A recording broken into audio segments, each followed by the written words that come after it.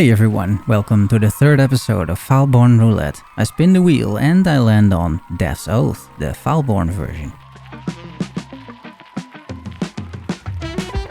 All of the wheel's entries correspond with this stash tab. I spent a few divines on the Death's Oath, and this is what I will be using this run. If you like this content, consider subscribing, liking, sharing even, it really helps.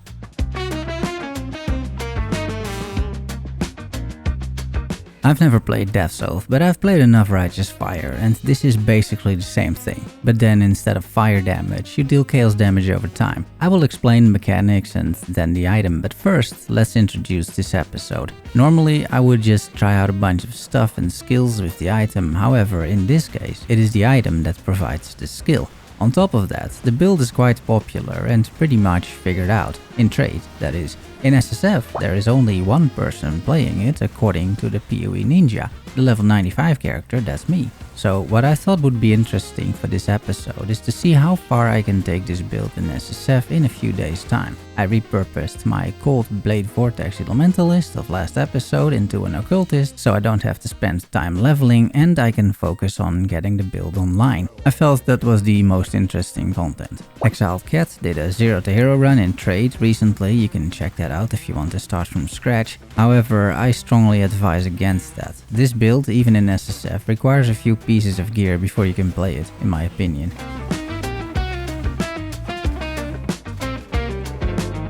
The TLDR is, this is a chest piece that gives you the Chaos version of Righteous Fire. There you go. For the long version, the item itself is decent enough with a lot of attributes, decent armor, some life, an MTX even, and the star of the show, Death's Aura. The moment you put on the chest piece, this aura is active, although it's not always visually there, and you start taking damage over time when you kill something. So you need at least a little bit of life regen or life recovery.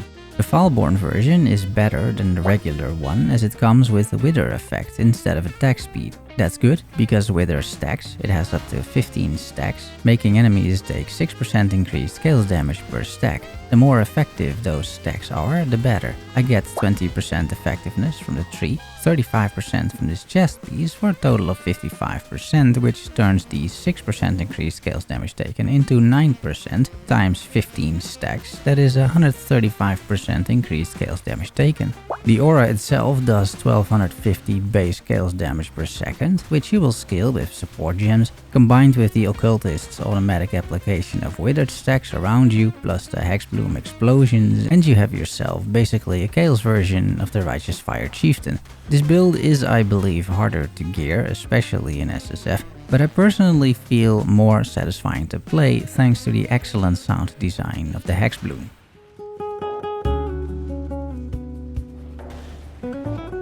After I get the item, there are some things this chest piece requires. Primarily 4 off-colors, so 2 reds, 2 greens and 2 blues.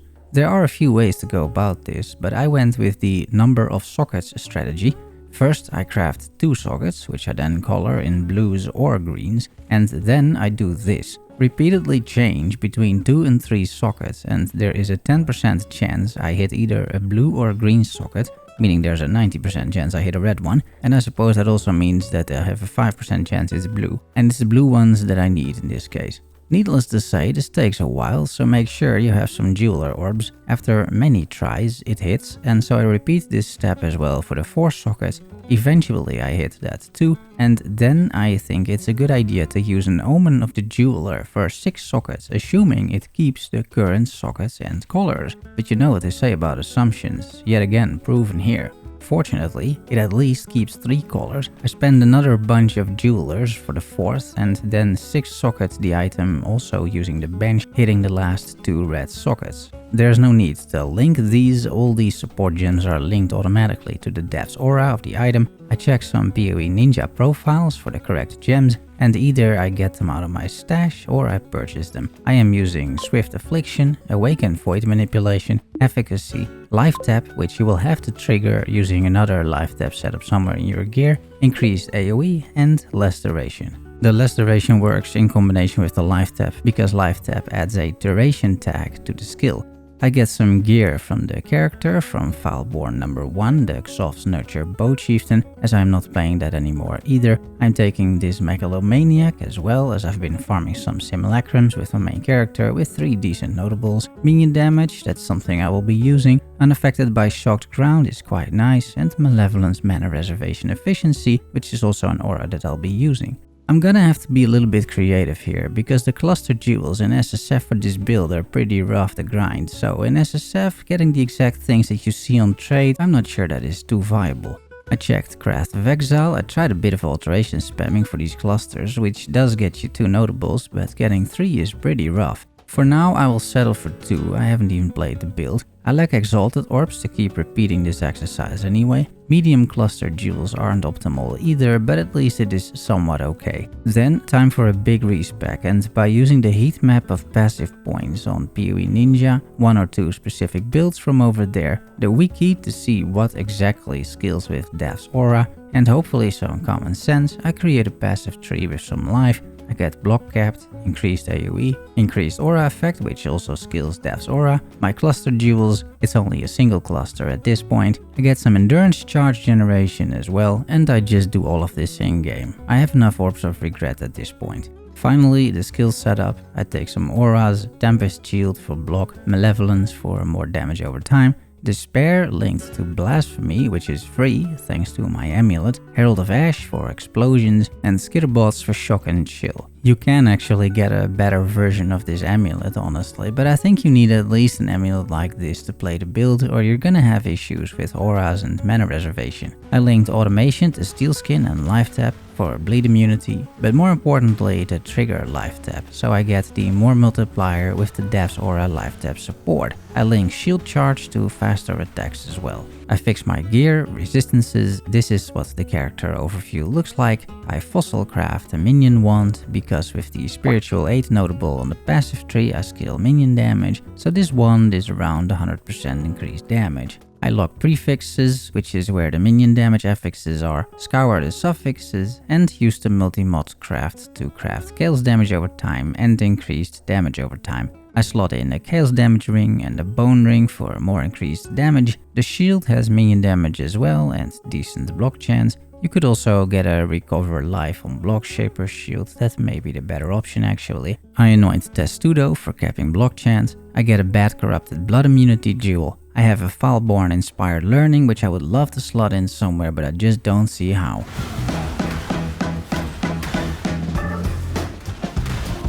After all of this, it is finally time for my first map. I decided to just rely on the aura, no additional skills. I jump directly into a tier 16 map and there we go. It is definitely not bad for a test run.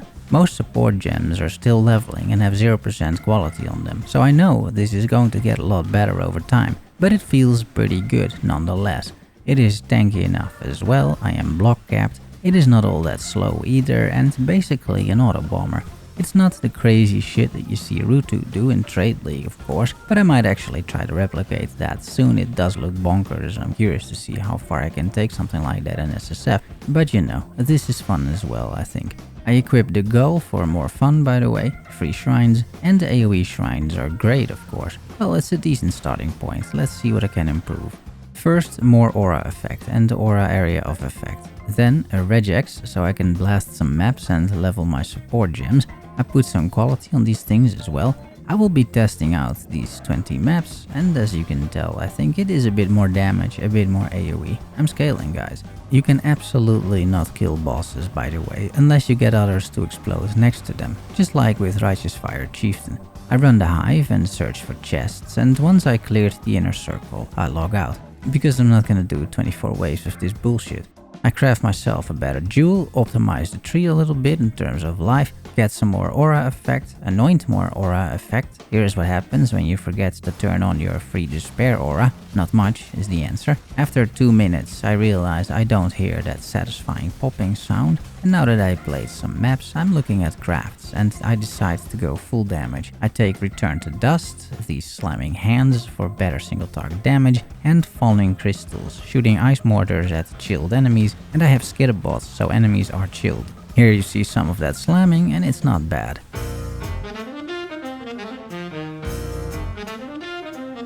I go for a few more upgrades. Checking Craft of Exile, I see a hunter influenced mod that could work. Nearby enemies have -9% chaos res. That is craftable in SSF. I just spam alchemy orbs with this new method after the patch. It's amazing quality of life, by the way, and I hit it. It's not a bad outcome. I craft life, I slam mana, I quality the whole thing, and I experiment a bit with the skill for single target damage. Basically the equivalent of Fire Trap in Pox's RF Chieftains. I'm really not sure what to take, however, so I take Blight, Foul Blight even, thinking I can just cast this in the face of rare monsters, which in theory and also in practice I can, and it does something, I'm sure. However, I think luring these rares into other monsters and blow everything up is more effective and more fun. I will run with this for a little bit, but I ultimately ditch it. I rewatched Exiled Cat's run and I slot in Rumi's concoction as I saw that in his video. Saves me some points on the tree as well. I'm getting a Death Rush also, an old favorite of mine, and the recover life on kill is massive, as is Adrenaline of course. I just have to fix a few resistances. Another improvement is Profane Proxy, the ring that sacrifices one Skitterbot in favor of a curse. As I don't have the double mod on the amulet, allowing me 2 curse auras for free, I have to be creative and I solve it like this. I slot Profane Proxy on the right ring slot, so chill Skitterbots are still alive, and the shock Skitterbot is sacrificed in favor of a level 21 punishment skill gem, which turns into a level 24 curse aura. This increases damage significantly. Here's a bit of mapping action. I dropped the Blight again and everything is enabled, and that's a doctor card right there, my second of the league. I'll get there. A Headhunter on this build would be completely nuts, by the way. I might just gamble for it later, but I always lose when I do in SSF. Anyway, I look at the build, guys. Isn't this fun? I think this is pretty fun. It's good for your wrists as well. For what this build is aimed to do, this isn't bad at all for a budget/SSF version. If you compare it to my way more fleshed out main character, which at this point also has explosions including Hexbloom, it pales in comparison. But comparison is the thief of joy, as you may know, and judged by its own merits, I'm enjoying this quite a bit. I decided to opt into the classical cast on death portal defensive layer, while pushing for more damage at the same time. I craft a quartz flask so that I can phase. I drop a fire song, it's kind of interesting, although I can't use it. A beyond boss does not allow me to leave the map, at least not alive. I get a slightly better version of the corrupted blood jewel. I used my main character to farm 9 King in the Mists, and one of the prismatic jewels is just what I wanted. It goes on this socket in the passive tree for a good chunk of increased chaos damage. I start juicing my own maps a bit more with sometimes fun interactions such as blight monsters blowing up Rune, and it is overall pretty comfortable.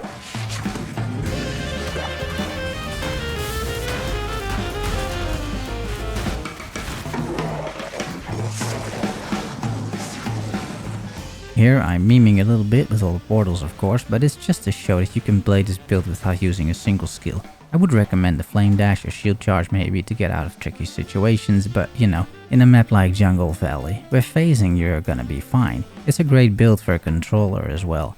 The Seer drops Tukohama's Fortress, I didn't have that one yet, and of course, as per usual, if you really want the build to shine, you run maps that have tight spaces and dense monster packs like Toxic Sewers, similar to last build. I try my luck once more at cluster jewels, but yeah, it seems really hard. I think you may need a lower item level cluster, but I don't feel like farming that, it is super annoying, and then crafting it, that's quite some RNG. This just isn't the part of the game that I particularly enjoy. I end up trying all sorts of suggestions from the Craft of Exile website, but none yield the results that I'm looking for. The closest that I'm getting is from alchemy spamming. This is not bad, I feel. It's better than what I have, that's for sure, so I do slot it in. I don't have enough good cluster jewels for a second setup, however. If you have decent suggestions on how to get this jewel in SSF, let me know in the comment section.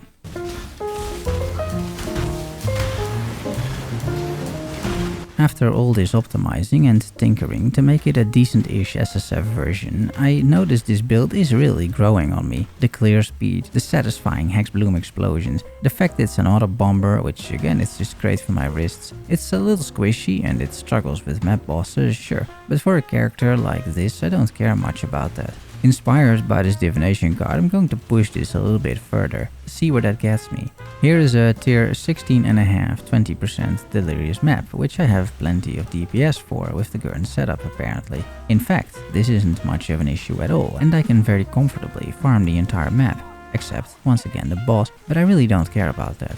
The time it takes to kill a boss, I farmed half of another map. I take it up a notch, 40% delirious, and again, it doesn't seem to matter all that much. As long as the map is back size, which is what you want anyway, this build is going to perform just fine. I do have an idea for a small improvement though to the build: specters and/or animate guardians. I have plenty of corpses lying around anyway, just rotting away in the stash tab. I decide for now on a forest warrior, pick up some spare animate guardian gear, link it to minion life and meat shield, level those gems up a bit while mapping, giving the gear to the animate guardian, get a perfect spider matriarch for wither effect, but she keeps dying all the time, make a small improvement on the passive tree to give my minions a bit more minion life, and I run another test map. The onslaught from the forest warrior is great, and he has Culling Strike as well. The animate guardian, however, tends to not survive all that long typically. Also, the matriarch turns into a wisp very quickly. I improve my grafts once more for extra chaos damage on the fallen crystals, replace the matriarch with a warlord who tends to stay alive and on top of that provides vitality. I decide to tackle a tier 17 and even that is very doable. I do spend my portals for the defensive layer, but I'm able to clear the entire map except the boss. If I really wanted to, I could load in the SRS Guardian at this point to get some fragments in the end from the boss, but okay. It is mostly the showcase that this build is performing better than I thought it would. I farmed several tier 17s until I realized I just am not really a fan of this content, and I back down again to tier 16s and tier 16.5s. Dear viewers, I have one more Encore for you, but let me already share with you that so far this build has been incredibly enjoyable. I'll definitely keep it around, especially after what is about to happen. But with that said, I hope you enjoyed this episode. Thanks for watching and making it almost to the end. See you soon, love you all, bye bye and enjoy.